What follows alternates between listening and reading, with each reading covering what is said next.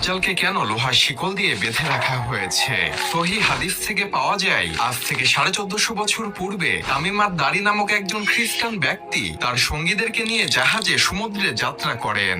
হঠাৎ সমুদ্রের মধ্যে ভয়ঙ্কর ঝড়ের কবলে পড়ে তারা পথ হারিয়ে ফেলে এবং তারা অজানা রহস্যময় একটি দ্বীপে পৌঁছে যায়। তামিমাত দারি ও তার সঙ্গীরা দ্বীপে নামার পর দেখতে পান একটি পশুর মতো অদ্ভুত চেহারার এক প্রাণী, যার গোটা শরীরে কালো পশম দিয়ে ভরপুর। প্রাণীটি বলে, আমি হলাম এখানে করা গোয়েন্দা। প্রাণীটি তামিমাত দারি ও তার সঙ্গীদেরকে বলল, তোমরা ওদিকে ওই গুহার মতো স্থানটিতে যাও, সেখানে একজন ব্যক্তি তোমাদের জন্য অপেক্ষা করছে।